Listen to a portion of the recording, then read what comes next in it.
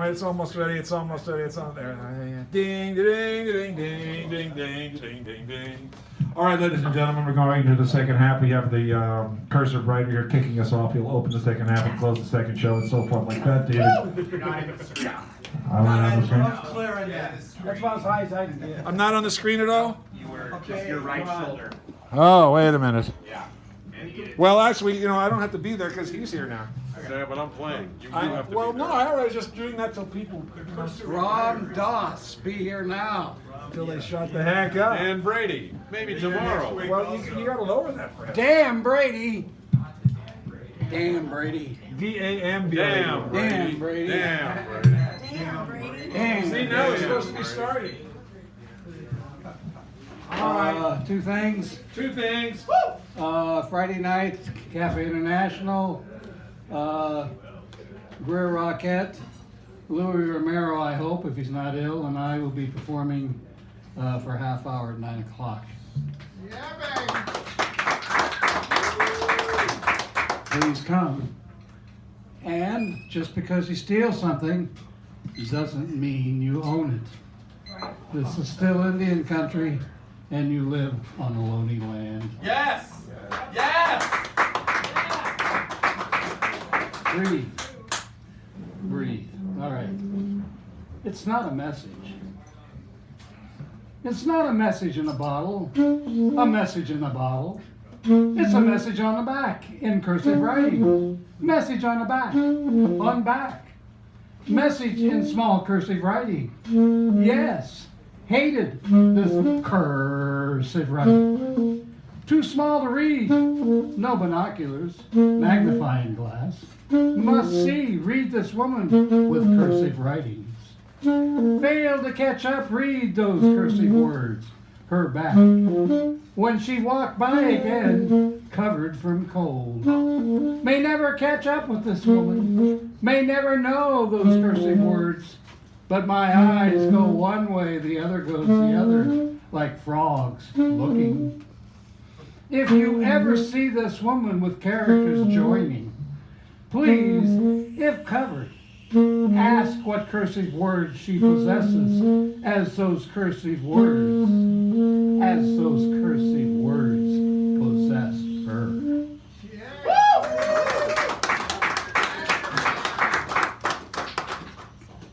They are your jesters, fools. They are your jesters, fools. Plays their ancestral part. Always in danger, never dissuaded from task before them. Of words, emotions, songs, orchestrations, performances. They are your jesters, fools. One who gets no respect and recognition in this age of highlighted screens.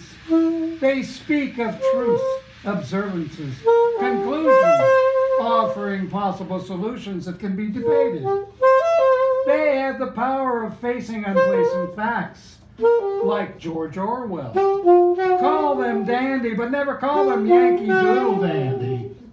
They are your jesters, fools, truth tellers, who tell the naked kings, dictators, who they really are, not as they see themselves.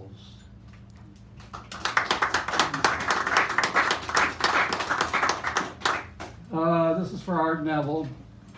Not that it's about anything not particularly about him, but he has just recently passed.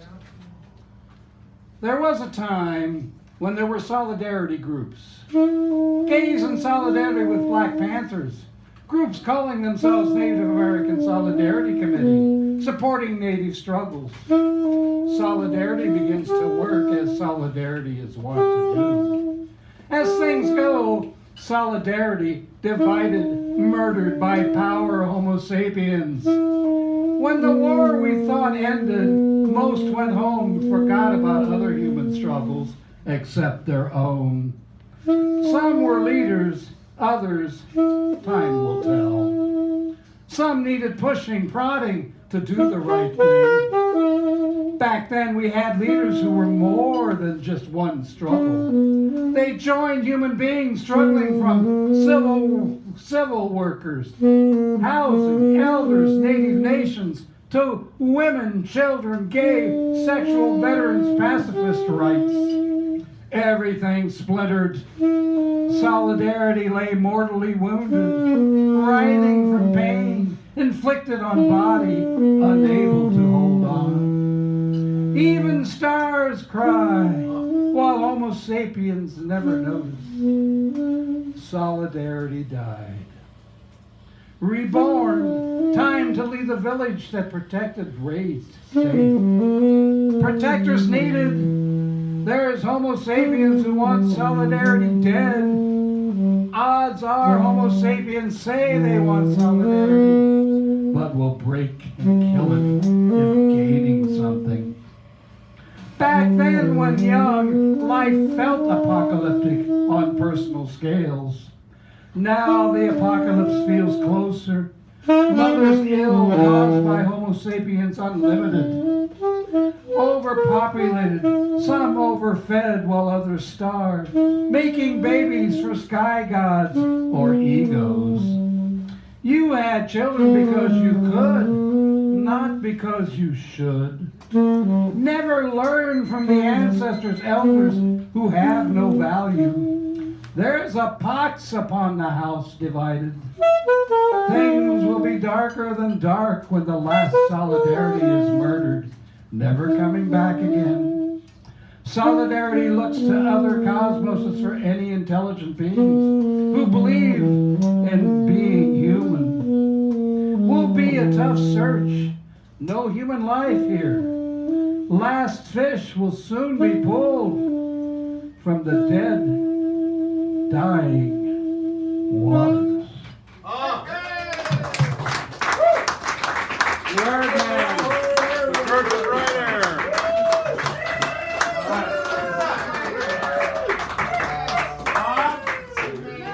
Bob Gordon. Bob Gordon. I think he left. He's gone. He gone. So that means it's a Sharon. Sharing with Sharon. We love Kansas City. Kansas City, here she comes. Okay, this is for Greg Pons Greg. and Sally. Sally. Sally loves the little kids. This is called Sweetie Pie. Midwest. Ah, pretty, proud place to get a nice piece of pie. Some pie is easy to make, just a handful of ingredients, some intricate. Way to a man's heart. Pie. A pie is something that can be thrown together and ready in an hour. Winter, go to the pantry, pull out a jar of homemade canned fruits or goods, vegetables. You got a crust made, you got a pie. Got eggs, butter, sugar, cream, you got a pie. The cake is nice, but a pie always warms up the room. Too full after the meal, men usually wait, have a nap, go in later for the pie. Usual question, any of that pie left, sweetie? Ice cream, a cup of coffee, and a shot of brandy when the wife leaves the room. Now that's a good evening to a fine meal. Light that pipe, cigar or cigarette. Ah, Mrs. Bunny, that's what we called her. Nice plump little lady, made the best pies. Always had one on the counter, but for the neighborhood kids, she always made fried pies. When she saw us outside playing, cherry, peach, blackberry, these were usually the best, nice and warm. If there was any left, she would send them home wrapped in towels and tell us, promise to bring them back. Some of them were wrapped in tea towels, and the mothers always brought them back with a covered dish. And of course, that was pretty damn good. Preferred by the parents or grandparents. The little girls loved her house since she collected dolls and cuckoo clocks from all over the world. People would give them to her from their travels, or they'd find them in junk stores. Horace, her husband, only liked the clocks since it gave him something to do, something to tinker with. Sometimes one of the dolls would go flying across the room if she placed it in his easy chair. That would raise some voices. Since she loved them enough to give each one a name, and she was constantly making clothes for them, something Horace grumbled about constantly since he could barely get her to mend his coveralls. Always looking for something to do, the girls love hanging around her kitchen or in her garden.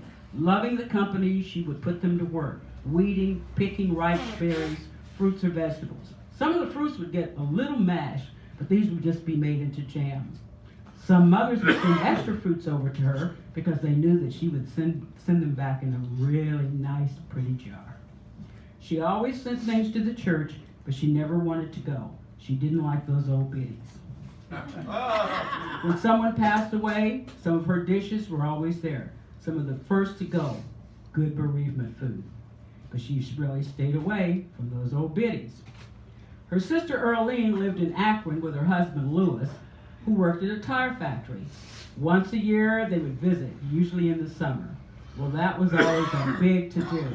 Cleaning, changing curtains, changing doll clothes, beating rugs, cooking.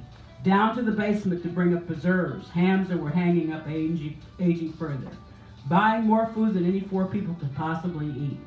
No problem, there was always someone dropping by. And of course, for a few days, the men would go fishing, and that was a good food supply.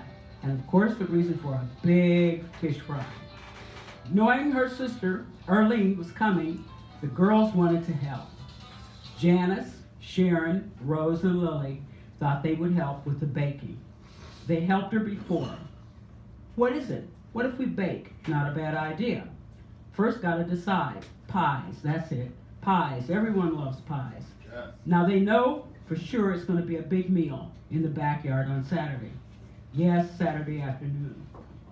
So if everyone gets their chores done, their dance lessons, their music lessons, they will be able to go over to Lily's house, which has the biggest kitchen, and make some pies. Well, Lily's mom goes to the North End, the Italian section of town, every Saturday morning. So we can use her kitchen. Let's see, favorite pie, sweet potatoes, pecan, cherry. So let's get the ingredients, make a list, bring it all to the house. Go to the cellar, get the items, anything missing, go over to Ben's Market and charge it. It'll be okay. Now bring all the items over in wagons and doll buggies. That's pretty easy. Saturday morning, up early, chores, lessons. Let's get our mother's aprons and let's go make pies. And spices, cinnamon, nutmeg. Okay, everybody bring some spices and nuts, syrup, molasses, oh yeah. Now it's time to start cooking. Pies need a crust. Who knows how to make a crust? I do. We've all seen it before. It's not a big deal. It's just flour, lard, and water. Okay, get mixing. Ooh, the potatoes. Get peeling. Start chopping. Hard to make into small pieces. Well, let's just peep them in chunks, and they'll cook while they're in the pot. Mix up the flour, roll it out. Kind of thick, just pat it in the pans. Syrup and molasses are boiling. Be careful. Add sugar. Pour in the pie shells. Throw pecans on the top. A few shells, that's okay. They'll just make it crunchy. Put it in the oven and start to clean the kitchen. Pretty sticky in here. Run hot water on the dishes and start smearing. Spills in the oven. Okay, we'll clean that all later. Dark. Watch, the pies are getting dark. Watch the clock, it must be time. Out they go. Yum, here they come. The smell is great. Must be all the cans of cinnamon and nutmeg. Load the wagons, wipe the bottom off shoes, they're a little sticky. Off they go. Lines of wagons and baby buggies. Proud little girls going up the stairs around the house through the gate. Surprise! We made dessert. My, what have we here? Pies. Women are smiling, watching and scratching their heads. Men, as usual, are winking at each other. Meal over, fish, coleslaw, corn on the cob, corn cakes, potato salad, iced tea, bucket of iced beer, lemonade, hand-cranked ice cream. Oh boy. 7-layer coconut cake filled with pineapple. Now it's time for pie. Pecan pie. Hard to cut. Must have cooked the filling a little long. Okay, to the sweet potatoes. Kind of lumpy. Potatoes could have cooked a little longer. A lot longer. A little hard to cut with a fork. Well, let's just hand them all spoons. There they go. Lots of ice cream will soften it. Oh yeah. Girls a little tired, offer to help. Clean up. No worry, ladies, we'll clean up. You did all the work. And as those little wagons rode out that gate in a beeline for the trash can, all the adults went. Sweet tooth, sweet gums, with proud, sweet little dreams. John, you're up. And this is a new individual here. All right. All right. I'm gonna bellow out. I'm not real good behind those things. I don't feel comfortable with them. But anyway, let's start with just a thought that the meaning of life is to give meaning to life. Right? In 1973, fresh out of an orphanage, the largest in the United States, I wrote this poem. A place called Maryville Academy. Google it. Bigger than Boys Town. Privileged to be raised there. Catholic place. High discipline. Indoor gymnasium. Sports. Everything. Great education. And like-minded kids who life had kind of turned its back on. Anyway, my first poem in 1973. Supposed leaders who act as if they freed us deceive us in the name of honor and peace, while yearning hearts search for their part in a seemingly endless scheme. Our minds they ponder thoughts profounder than words could speak, while wars are sought and battles fought, all in the name of peace. So kudos to how I was raised, all right? An environment and piece of prose. This is dedicated to the 3 times to 4 times many people that have been killed in car accidents, to all the foreign wars we've ever been in. The asphalt everywhere, the air we breathe, the water we drink, etc. Let's go. When can a man or woman whose love of nature has filled their heart put to verse their feelings for the beauty of the land? Rarely can one find unspoiled rivers, lakes, or lands. Once inspiring starlight is now hidden behind pollution and city light. The dull, gray, empty evening sky reflecting many, many lives. So what does one say now in prose of nature? That the air we breathe, the water we drink, the food we eat, the lands we live are becoming more and more toxic, sustaining short-sighted self-concerns furnished by an industrial siege, irresponsible disregard fueled by insatiable greed. Nature forsaken. Robert Frost, he was lucky.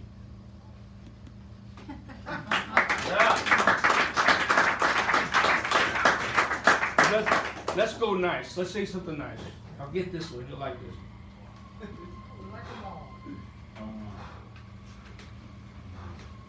This is called the eyes of God. Time is but eternity's slow, rhythmic, healing heartbeat. If forever be, it's going on now. So then this is where we are, in eternity, left to hope for forevermore. Where we come from and to where we go, nobody seems to know for sure. Have faith, they say, you'll have your day when the after becomes the now. Why is it that the mountains that can't even speak last eons here longer than we? Or these trees of such varied and abundant splendor, they need so precious little. My mind cries out, wondering the why of these things and so much more, often seeking answers, gazing at stars of many a mountaintop. They spoke no words, yet soothed my soul, enriching it with content. And content we must learn to be, to accept this life and whatever it may bring us. Even if we may be but the eyes of God, left to gaze and wonder upon it all. I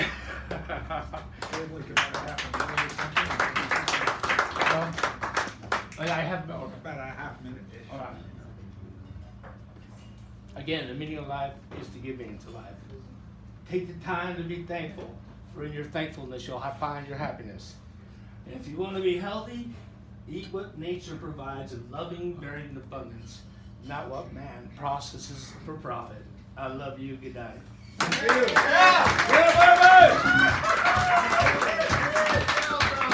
Yeah! Queen.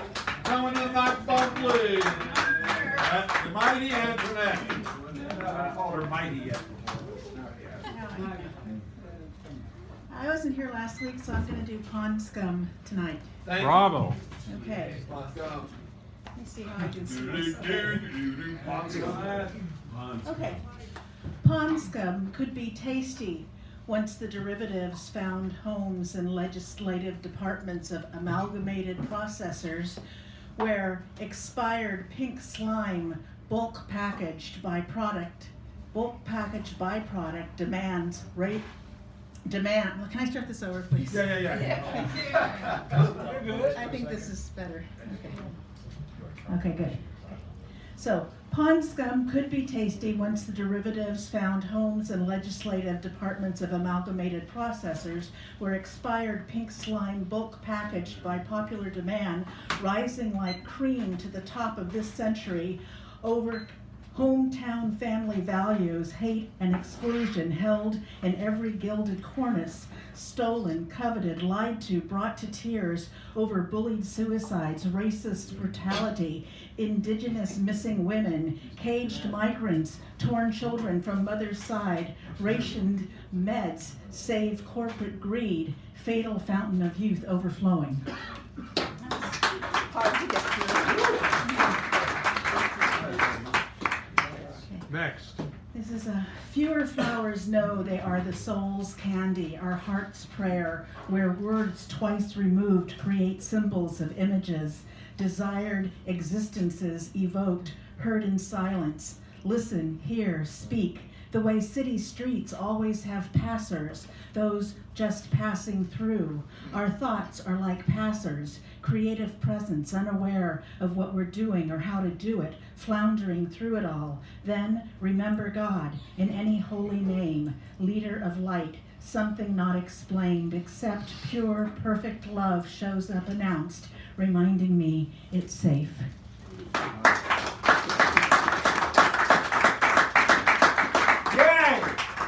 Seagull sat on cliff, roaring waves beneath. She calls, I look up from my book. We are together talking. No thing matters here, just to grow old together. Remembering words we said before passing. Invite her into dreams, stay longer, hold me. White head and breast, black bead, eyes, yellow bill open wide for deep squawks. Two sisters glide to her perch, turns to them with outstretched wings.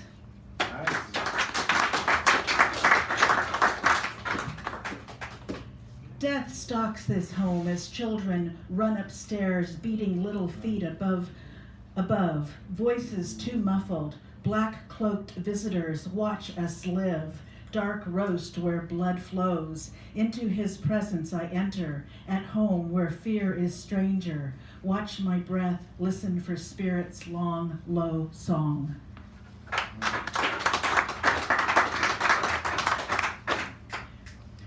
Ready to march in poodle parade, wearing white coveralls over my uniform. Tiny white daisies look to grace given and claimed. Precious acorn rides pocket, black crow heard not too far off. Humans dance. Chaotic world finds order, burrowed beneath musk smell here. And lastly, city green bench, we see him often, so dirty, always dark clothes, claims seat, hears voices, cushioned on sleeping bag, the one I donated last winter, always walking or sitting alone. Blue Sunday spring skies let eucalyptus shade hold space over blocks of lawn. Rocky disappears in the bright day, twice invisible.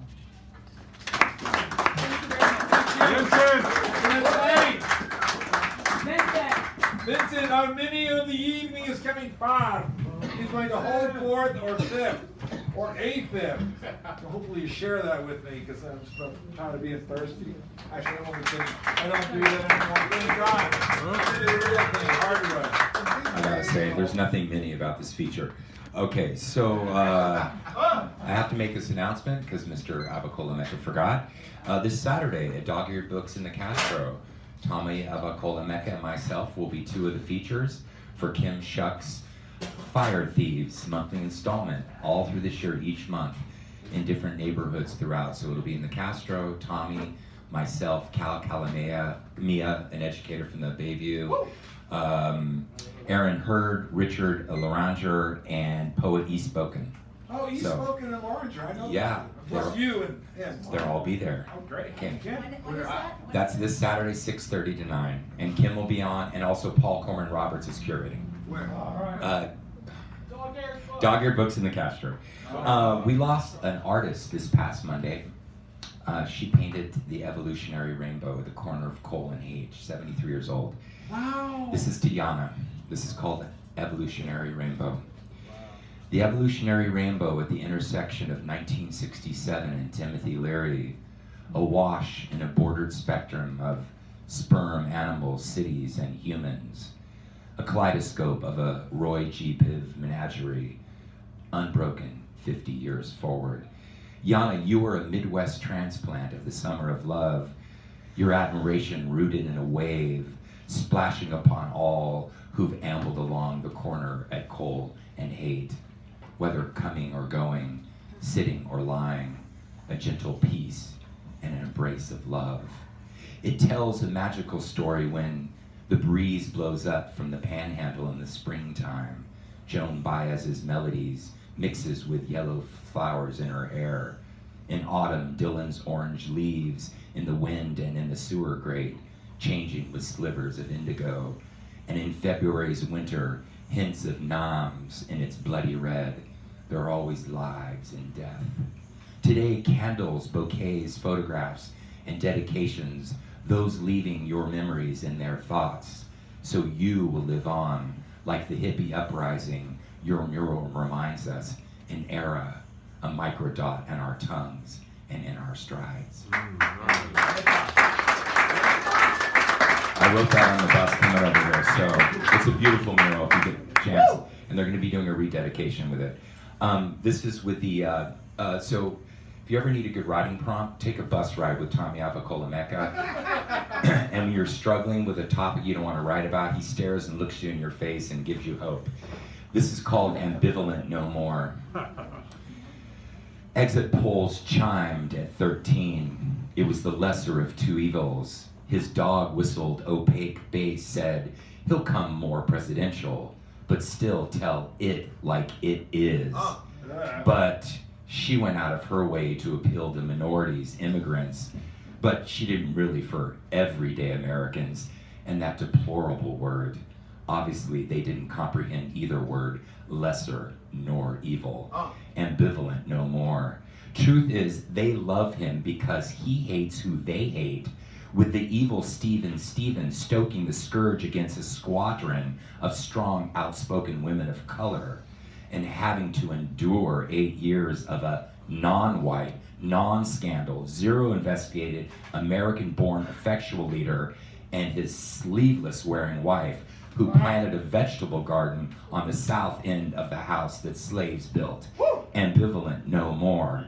A $2 trillion tax cut he and his Republicans with a triple K said will keep your hard-earned dollars. Can't wait to see your 2018 return. You'll be paying it forward to the Koch brothers, Walmart, Amazon, and Exxon, while he refused to divest in any of his family-run companies. So his meetings with world leaders might as well be called an executive board meeting of shareholders.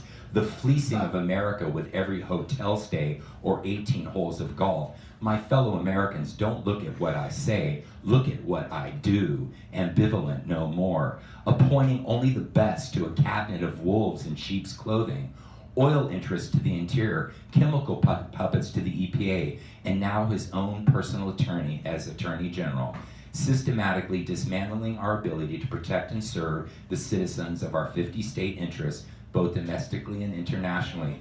So Russia, if you're listening, thanks for the deep state assistance in 2016. He's got it from here.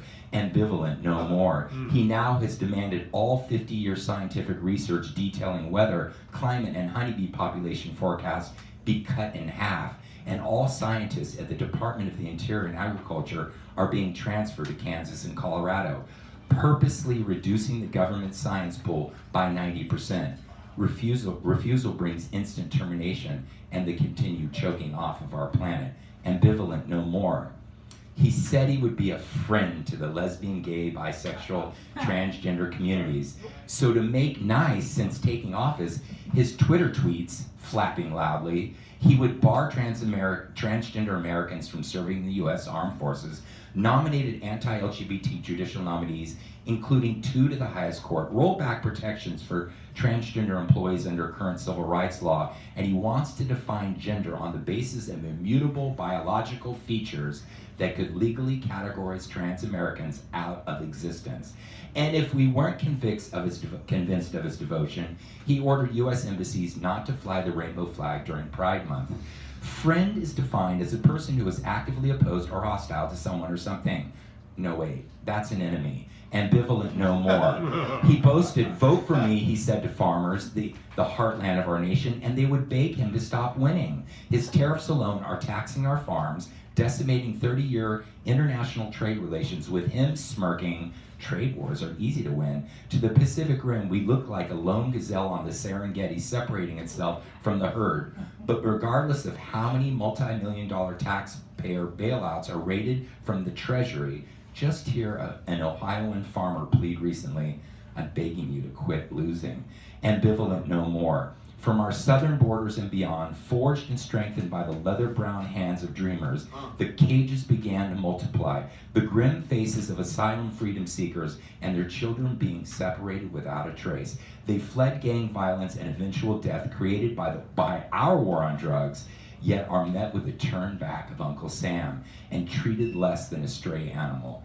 Their cries muffled and spun by a God-fearing, pious, pensive VP who speaks out the side of his face with the tarnishing golden rule. I wonder how he'll be welcomed when he meets his maker. Ambivalent no more.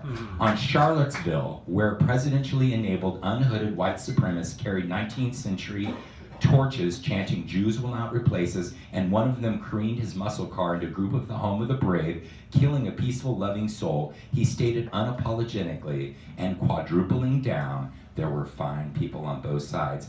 But the North Carolina racist, xenophobic, whites-only chant heard around the world has defined what his malignancy scheme is and always has been. Create a problem that never truly existed, state that you alone can fix it, and anyone who doesn't agree one iota is un-American. And in the end, with a perfect 2020 vision, we will not just remember the tortured language of this demagogue, but where and what you did, and the deafening silence of ambivalence. And as our previous First Lady said, and I'll get this on there, whether we are born here or seek refuge here, there's a place for us all. We must remember it's not my America or your America, it's our America. Ambivalent no more.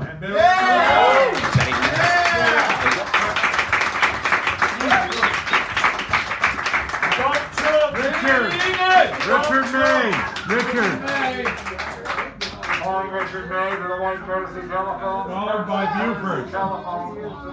See it clearly in 2020, dump Trump. The Lord watch by me, Mercedes Benz. My friends all not Porsche. Easy, Jonas, easy. I work hard and my lifetime. Hail the actor. Thank you. Now, Richard May, please give him a nice round as he's up here now. On the yes. I think you're doing it only by him. So I'm gonna go classical and do a couple of pieces by a guy by the name of William Shakespeare. Okay. Willie the Shake. Yeah. Hold on, just give me a second. He's gonna move. Come on. He usually jumps out front. I understand it. I'm sorry. I'm old. Nice. There you go. You do look, my son, in a moved sort, as if you were dismayed. Be cheerful, sir, our revels now are ended. These are actors, as I foretold you, and are melted into air, into thin air, and like the baseless fabric of this vision, The cloud-capped towers, the gorgeous palaces, the solemn temples, the great globe itself, yea, all which it inherits shall dissolve, and like this insubstantial pageant faded, leave not a rack behind. We are such stuff as dreams are made on, and our little life is rounded with a sleep. Sir, I am vexed. Bear with my weakness. My old brain is troubled. Be not disturbed by my infirmity. If you be pleased, retire unto my cell, and there repose. A turn or two I'll walk, to still my beating mind.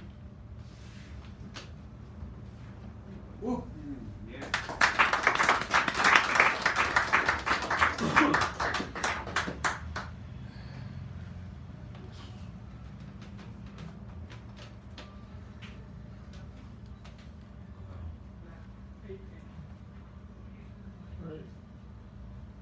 Sure.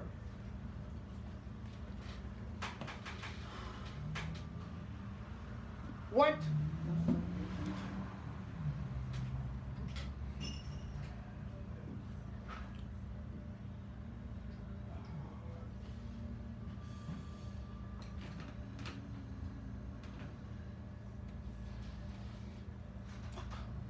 Give me a second.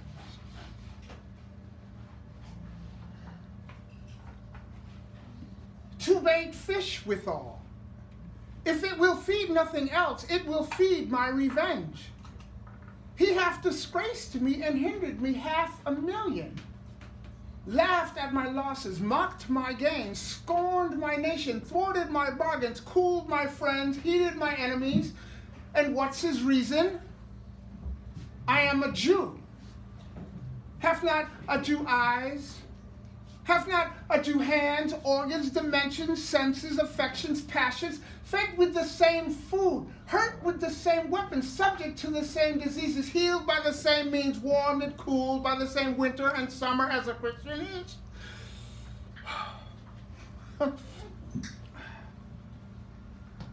If you prick us, do we not bleed? If you tickle us, do we not laugh? If you poison us, do we not die? And if you wrong us, shall we not revenge? If we are like you in the rest, we will resemble you in that. If a Jew wrong a Christian, what is his sufferance? Revenge. If a Christian wrong a Jew, what should his sufferance be by Christian example? Why, revenge. The villainy you teach me, I will execute, and it shall go hard, but I will better the instruction.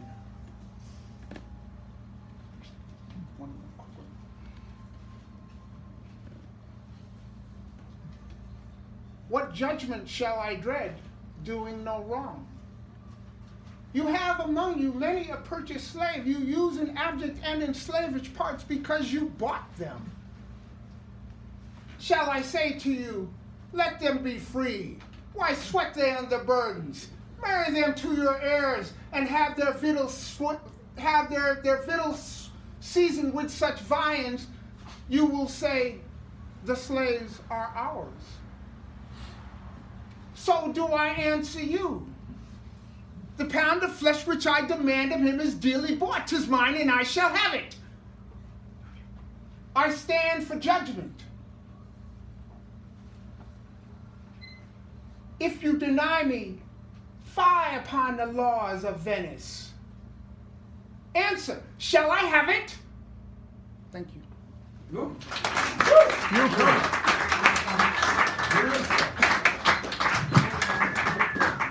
All right. All right.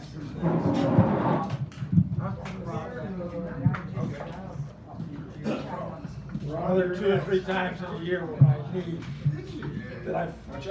that I played basketball at 20 and intramural and fell on it going up for a rebound. That's why I'm walking on. Give him a round of applause, please. Buford, number to start. All of his jets. All right. Buford, Rob, Jeremy. If you've heard this before, it bears repeating, I think. All right. It's called My Students. walking across the quad to lunch, then back. One student too slow. Is somebody talking? Please don't talk. I despise that. Okay, start again. Okay. My students walking across the quad to lunch, then back. One student too slow, others at moderate pace, mostly no talk, some proclaiming a hoot or two. Miguel, in his silent state, moving through life, looking for empty water bottles outside the classroom as we walk. Escalating journey of a 16-year-old biting on his hand, never through collecting a commensurate amount of petroleum byproduct, chewing on his autism-laden hand. Okay, I'm gonna go, after all that heaviness, I'm gonna go light. Something I saw today at the ballpark. People filing in. The young woman runs her fingers through her hair and calls out to a friend. The young woman leaves with three friends to find their seats. The Lefty O'Doul gate opens up for those with tickets. The Giardelli letters on a wall look into McCovey Cove, named for the recently departed retired Giant Hall of Fame slugger. 40,000, more like 35,000 fans these days has been the attendance, often after consecutive miserable seasons. Now Bruce Bochy's boys look better, and I can see the possibility of a victorious year on the horizon. The boat from Marin County arrives. Blue and orange Giant baseball jerseys abound.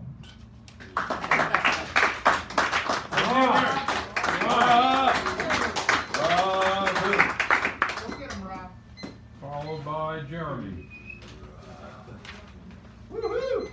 Yeah. Rob! Hi, Rob. We call him that because it's his name. I have already deleted this one from my files. Uh-oh. Smartening out, Mom. The day I married Ambiva was the greatest of my life. A frolicsome and fearless friend, my wife. A couple she knew came to visit one morn from the Inuit village where Ambiva was born. They planned a 10-day stay, and on the second one asked whether we'd like some spouse-swapping fun. I wasn't sure, but Ambiva thought it might be a hoot and a holler, so I said all right. That night, Arnaluk appeared at my door. She spit on me and threw my pillow on the floor. I could hear Ambiva and Panook in the next room. Their giggles and groans filled me with gloom. My best bud texted, alarmed at our plan. Clearly he was not a wife-swapping fan. Filled with anguish and embarrassment, I sent back a text. Ambivalent. In the morning, we found only an empty bed. Arnaluk threw 7 shoes at my head.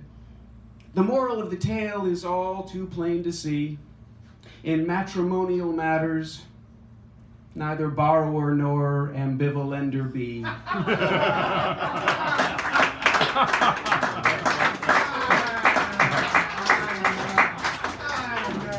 Shaggy dog, shaggy dog. This is called provocateur. If there's a bear, I'll poke it.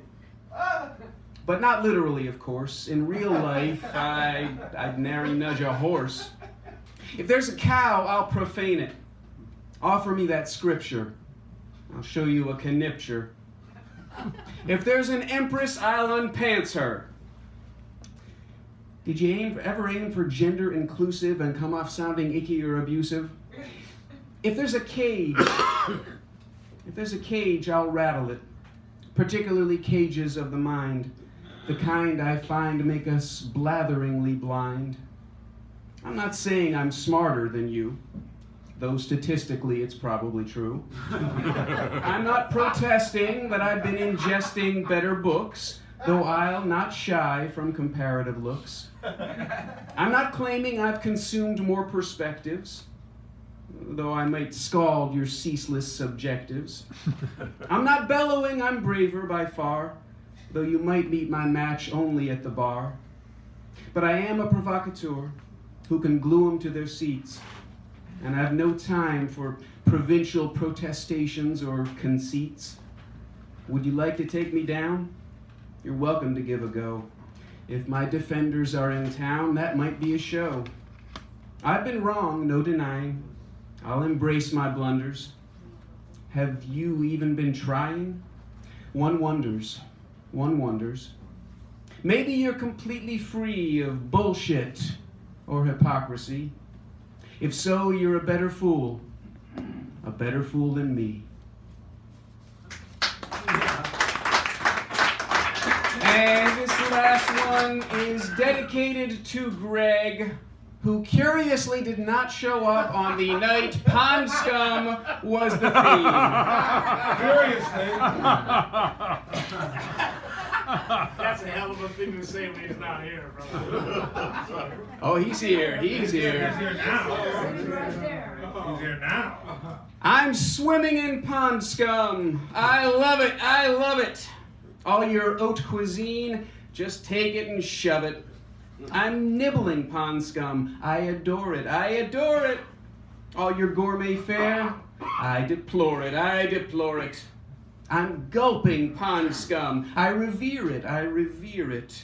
All your dainty delicacies smell like beer shit. I'm happy in pond scum, as happy as I can be. For pond scum tastes like ambrosia to an atomic mutant like me. Thank you.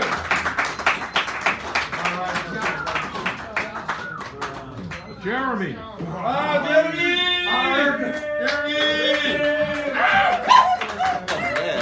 Okay, that's Jeremy up there. I had to Google the word ambivalent, and it says having mixed feelings or contradictory ideas about something or someone. There you go. Right. I'm gonna do a poem that we all have mixed feelings about. His name is Colin Kaepernick, so let's get right to it.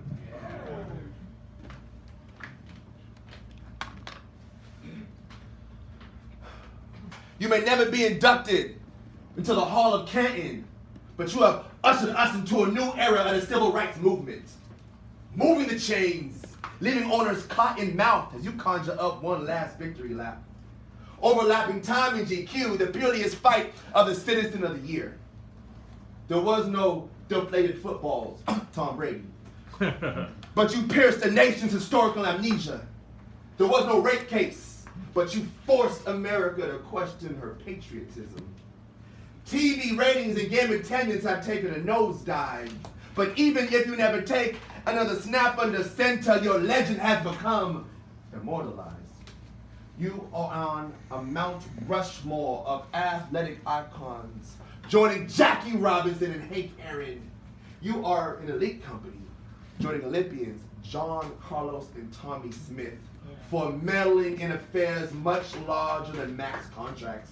When you planted your body into the ground, no football expert could have picked you to bloom under such adversity. Yet you have, and yet you are just doing it. You could have chosen football over philanthropy, but you showed colored boys from the hood that we can be both activists and athletes. Your donations to Asada's daughters and helping oppressed mothers endure was enough to make Malcolm smile so bright you could see the Milky Way with the naked eye. When you knelt in times of challenge and controversy, it was enough to make MLK's day. Not since Muhammad Ali opposed war has the promised land looked more segregated. Lady Liberty can brand you a traitor, but every Black History Month, your name will be mentioned among the greatest. Years from now, there'll be a special on ESPN 30 for 30 about how your stand against police brutality brought an entire nation to its knees. Amputated by the anthem no longer, or broken body parts have decorated far too many fields for far too many generations. Like Medgar Evers and Fred Hampton, your back would tell stories that books never had the spine to carry. Fed up to our necks, you have been chastised for everything fictional heroes are worshipped for. The only reason they burn in Nikes is because they ran out of crosses. I watched on live television as a man who calls himself president try to disarm your message. Fans have defaced your jersey. Conservatives have butchered your name. I walked into a barbershop in Central California and I saw a doll that looked like you hanging from a noose. All because he stood up for people that look like me. Willie Lynch showed a similar method centuries ago, how to break an uncivilized nigger. Take the strongest one. Strip him in public. Tar and feather him. Tie his legs to two horses facing in opposite directions. Light him on fire and beat both horses until they pull him apart. The only difference between the NFL and slave plantations is just a matter of time.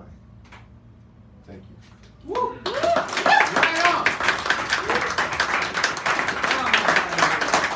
There you go. All right,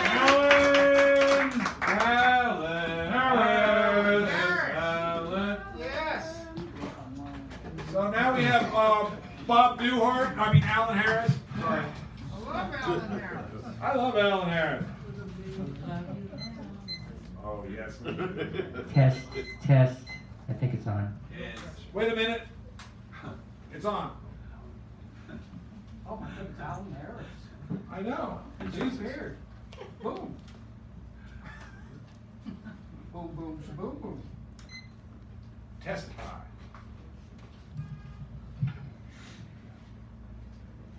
It was one of those days when you worry that you're going to forget how to close your eyes. It was one of those days when you'd really much rather be part of the problem than the solution. One of those days when you realize how much damage you do to the bones in your hands every time you applaud for something. One of those days when you realize that your smartphone has lost an IQ point. One of those days when you want to stop off at every church you see and replace the holy water with potato vodka. And you think about how much more interesting Mass would be if priests referred to sinners as assholes. One of those days when you wish that politicians wore body cameras. One of those days when you realize how little use you have for a rich man's optimism. One of those days when you can't decide whether all women have ESP or that all men are just so fucking predictable. Yeah, well, One of those days when you want to hang out at the DMV, hoping to see someone die and someone else give birth, thereby closing the circle of life while waiting in line to get their driver's licenses renewed. One of those days when you realize that you're just not your type. One of those days when you realize that you peaked in the womb. One of those days when you think about committing suicide by eating at McDonald's. But change your mind and decide to slit your wrists instead, but then give up on that idea when you can't decide whether to slit your wrists with the Mach 3, the Mach 3 Turbo, the Gillette Fusion 5, the Gillette Fusion 5 Pro Shield, the Sensor XL3, the Sensor XL5, or the Fusion 5 Pro Blade Power Blade. Power Blade. One of those days when you think about how nice it would be if everyone was allowed to commit one murder. One of those days when Alex Jones starts making sense to you, and you start thinking that, yeah, maybe Hillary Clinton is running a child sex ring out of the basement of a pizza parlor, and maybe Lady Gaga's Super Bowl halftime show really did contain subliminal satanic messages, and maybe the government really is putting chemicals in the water that are making all the frogs gay, and maybe the Democrats really are lizard people who are trying to figure out how to control the weather so they can use it to vanquish their enemies, and maybe the Bill and Melinda Gates Foundation really isn't a philanthropic organization aimed at improving the health and education of children around the globe, but is, in fact, an evil entity vying for global domination, which was set up as a eugenics trust that once funded Adolf Hitler. There we go. One of those days when you wish that all those spineless people with no spines would grow a fucking spine! Thank you.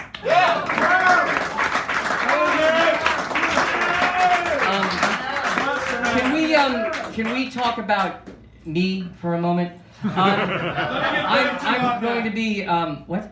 Never mind. Yeah, what do you ignore me? I try. On August 3rd, the first Saturday of August, which is a week from this Saturday, I'll be hosting the La Promenade Cafe reading. If you haven't been there, you should come and check it out. It's great. It's a wonderful venue, and you can do anything you want there. Last month, someone performed open heart surgery. Patient didn't make it, but what do you want? It's a cafe, not a hospital.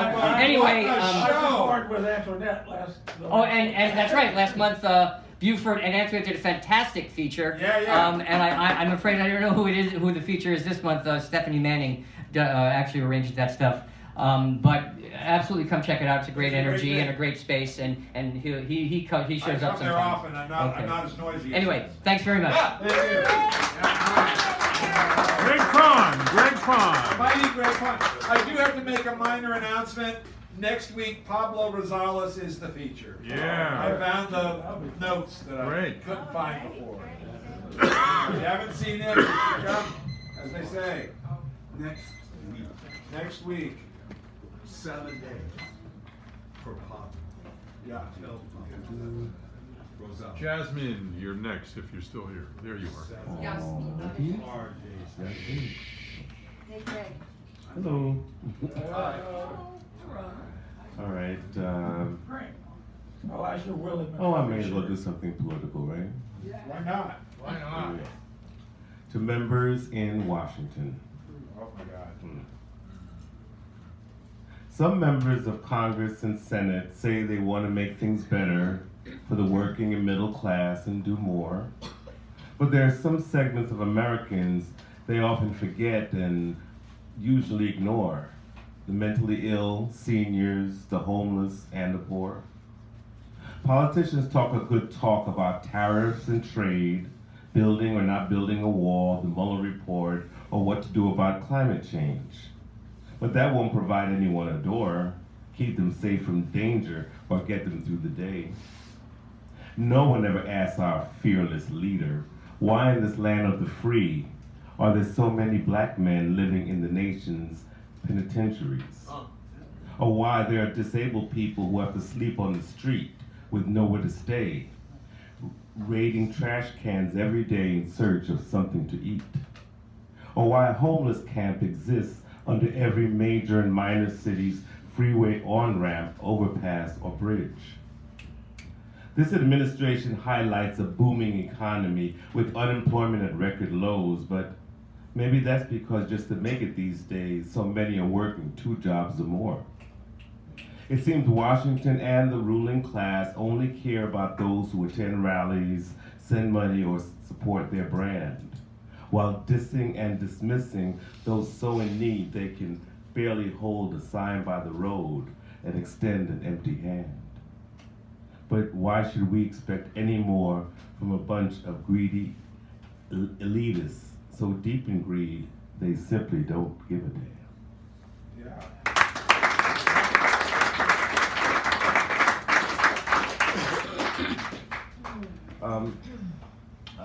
Didn't make it last week, obviously. Thank you, Rob, for reminding me. And this is not a pond scum. But I wanted to read this last week because it was about, I think it was the 5th anniversary since Eric Garner was murdered in New York. And it also happened to be the day, I think, the day after the charges were dropped on the officer who murdered him, or one of the officers who murdered him. And this is entitled Last Gasp. While a clock was ticking, I took my sweet time to write another poem about another brother who died. As people live and die, breathing in and breathing out, from a whisper to a shout, until their last gasp expires. I have to admit I was mesmerized by the gravity of the moment, feeling the guilt of a sadistic witness, moved by the anguish in his last words spoken. As he pleaded for his life, what I heard inspired me to write most of the lines of this poem. His only crime that day was to request to be left alone. A crew in blue ignored his plea. A gang of cops just wouldn't stop and kept applying a chokehold that sent him to his knees. The sound of his fear kept echoing in my ears, the reverberation of those stifled words. I can't breathe. I can't breathe. No matter the punishment, lynched, shot, or whipped, heavy is often the price that's paid by wearers of black skin. So easy to undervalue, marginalize the person outside and the spirit within. So easy to be seen as the enemy, whether unarmed or handcuffed. No wonder people are out in the streets to say we've had enough. That those in blue should be those sworn to protect and serve, not convict and execute, without court, judge, jury, or need for a trial. So easy to feel disenfranchised when a black body hits the pavement, but there are no charges filed. And yet we call this the home of the brave and the land of the free. Well, those words are easy to say, but hard when you can't breathe.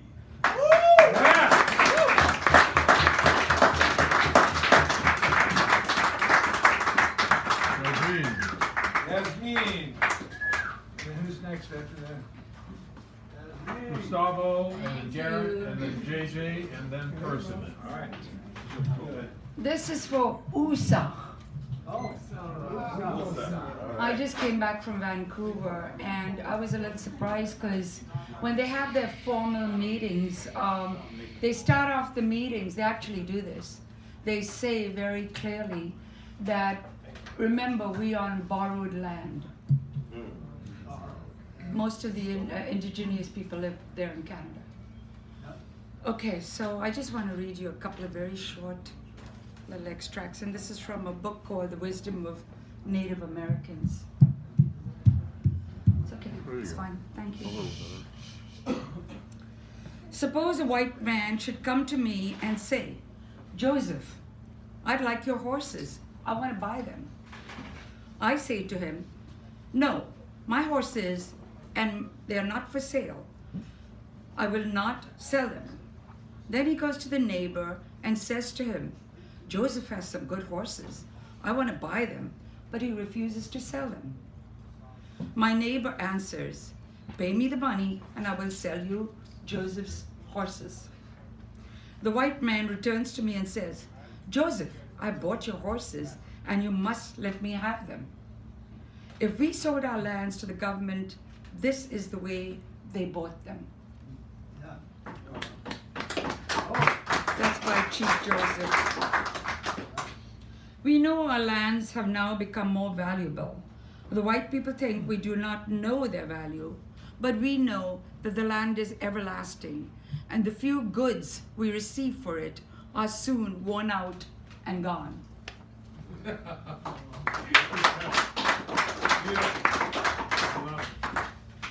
I'll just read one more because time is short.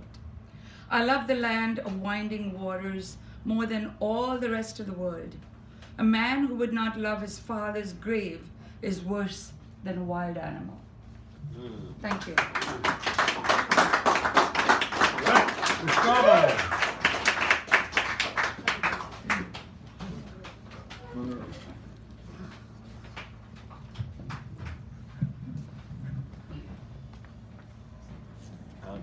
Hi. Gustavo's new. Second time here. Oh, really? Yeah, it was a while ago. You came back after all. I came back after all this time. Okay. Didn't do the theme quite, but I have a couple poems. Okay. The first is titled "License to Live." In the warm afternoon light, the migrant tore open an envelope and found a glistening license, stamped with the dancing letters, D and V. After he carefully placed the laminated treasure into his skinny wallet, he grabbed his keys and flew into a car barely a grade above a jalopy. Without the usual fear, he let the vehicle roar. After all, he was official. But that was years ago, and the faded letters no longer danced, and the card was expired. But at last, the migrant gave the license to his son, who in turn put it in his skinny wallet, which they had purchased together at a flea market. And the son, trying to remember his father's face, often stared into his father's laminated eyes. The son pulled at the memories trapped inside the holographic image, the way we all long to recall even a small piece of that someone that we have lost.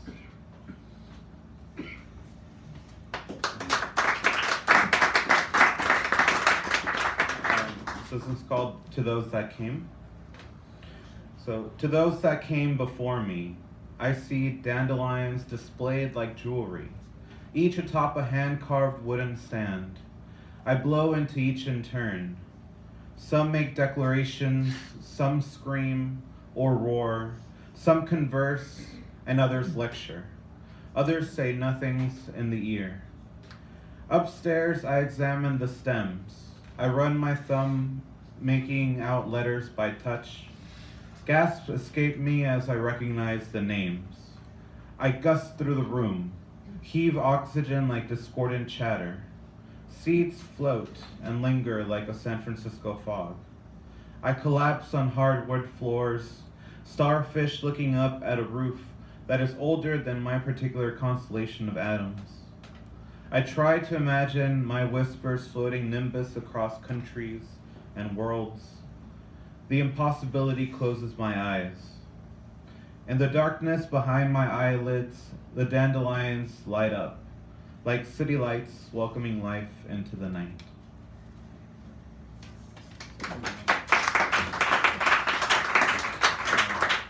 And the last one is called Letter to Future Self.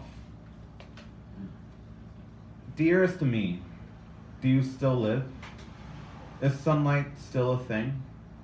Is your cannibalism radioactive or still capitalist?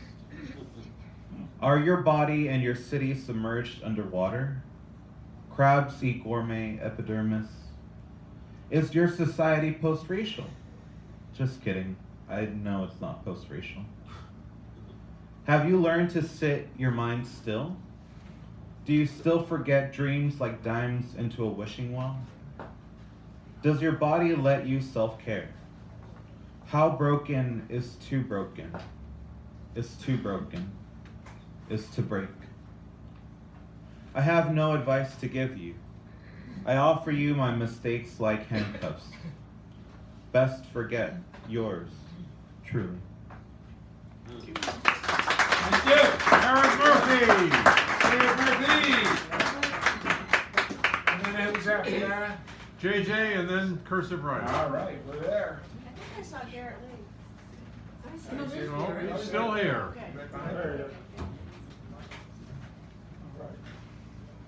Give him a nice round of applause. I love this guy. Tells it like it is, and then we even laugh about it.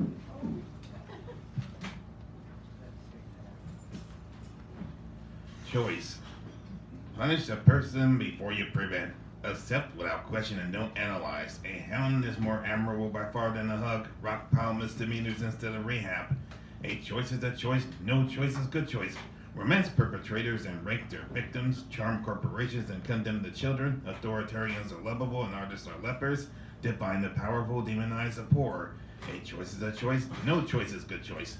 Any wonder is it why many turn to substance, pick a substance, any substance, to escape into numbness, condemned yet promoted by that which begins in the national heart.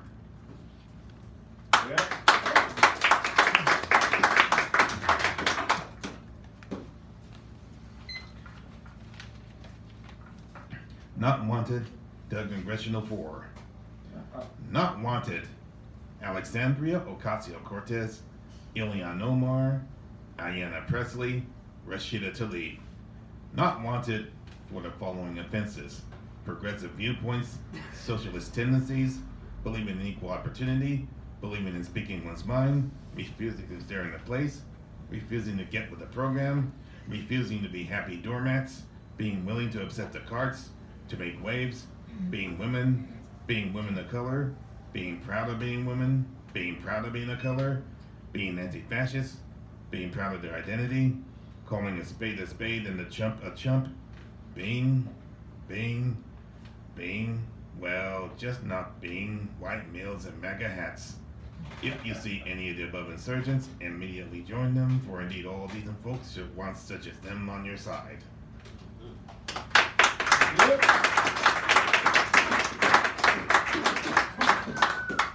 Nuts in charge. The world is in need of so many a thing. The times they are waiting and are crucial to boot. Our survival, as we know it, is open to question. Yet the nuts are in charge of the cookie jar. And the nuts are in charge of the cookie jar. And the nuts are in charge of the cookie jar. And the nuts are in charge of the cookie jar. The bullies have been turned into the heroes of the world. McCarthy has come to it. Dissent is treason. A crisis has been struck and leadership is sore needed. But the nuts are in charge of the cookie jar. And the nuts are in charge of the cookie jar. And the nuts are in charge of the cookie jar. And the nuts are in charge of the cookie jar. The genocidal maniacs now have a field day. Respondents have been given because we have done nothing left to lose, so to claim them for the victims of oppressors instead, for the nuts are in charge of the cookie jar. And the nuts are in charge of the cookie jar. And the nuts are in charge of the cookie jar. And the nuts are in charge of the cookie jar. Now, if you see the profilers out licking their chops of all the dark hued and non-Christians on the menu, and you say it's okay, just a tan and convenient, then you must be a nut in the cookie jar. Yeah, you must be a nut in the cookie jar. And you must be a nut in the cookie jar. And you must be a nut in the cookie jar. Bravo! JJ!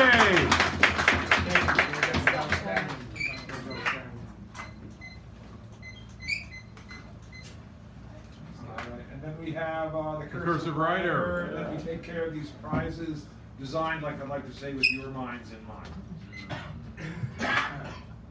Hello, everyone. Hi, JJ. You've been terribly wonderful this evening. Terribly wonderful? Yeah. Oh, it's good. The light thickens, and the crow makes wing to the rooky woods. The good things of night begin to droop and drowse, while night's black ages to their prey do rouse. But wait, hold thee still. Things bad begun make strong themselves by ill.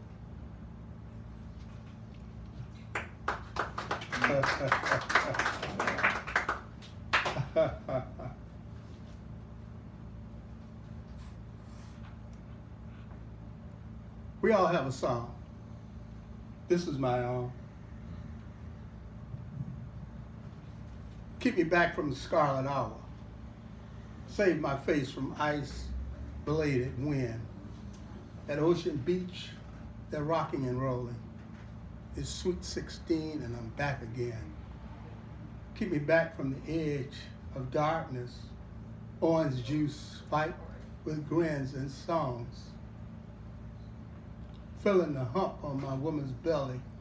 Hold my grave beneath the dye. Let the people see my mantle. Hold my greatness in the hour. Bring the young ones to my presence. Let them feast on verse and legend. Never speak of age and swelling. Hide my pills in the cupboard aside. Speak of friends with whom I'm dwelling. Blessing panties, but don't you yell it. Around 4 a.m. when most folks hook up. Can the gossip and the rib tips. That's my voicemail dripping gravy. Let's do biscuits and make love crazy. While I ponder new appointments, thoughts of honey and you combine. Terrible cravings, oh so splendid. Please stay with me, one more line. Poets never die. Thank you.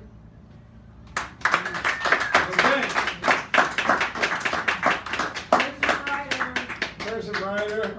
Yeah. Oh my God. The man. Lord in heaven, my iron lung is working again. Hey, baby, be good. Okay. You gotta watch out for this guy.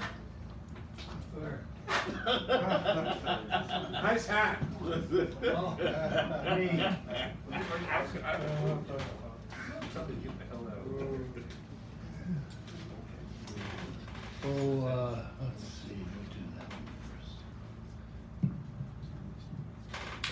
All right, breathe. Plug in. Please pass your device. Plug in, plug in, plug in your devices. Now pass yourself along. Plug in. Find units, bring them together. Plug in electric car. Believing lie for those who believe, thinking they're green. Energy comes from petroleum, uranium. How green is that? Stop repeating the green lie. Stop producing ways we do things. Begin true green revolution. We were there years ago, but some younger know so much more.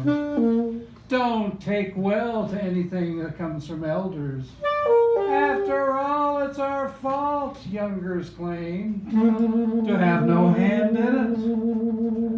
Sounds like white people who say they aren't responsible for what happened 200 years ago to the native people of Turtle Island, forgetting they are responsible for what's happening today, while still not taking any responsibility or honoring broken trees. Yeah, plug yourself in, electrify yourselves to life, death, unless beast can be controlled, frenzy, then ride.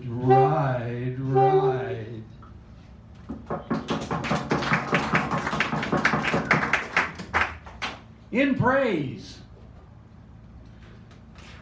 gods, Apple, PC, other lesser gods, plugging in devices, fully loaded, past the commercials. Images float in space which recreates nothing special except techies, artists, usually working at 180 out from each other.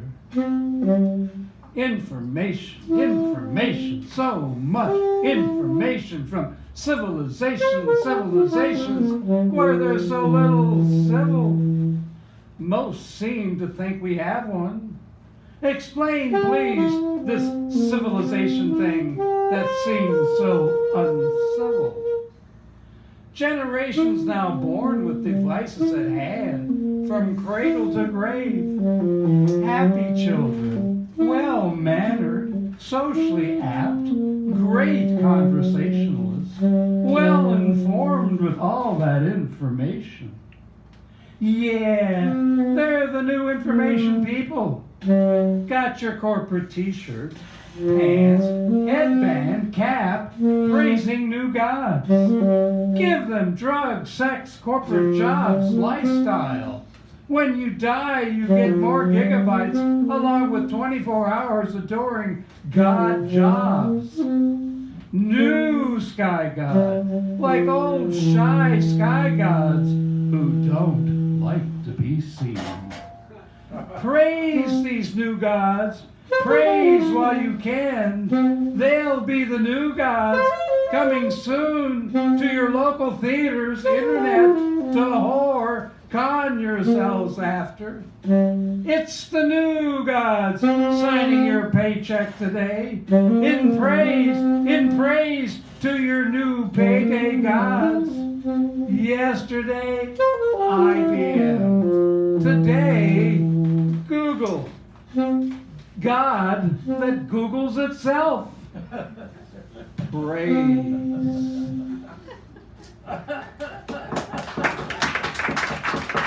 Mr. Erden. Yeah! Prizes!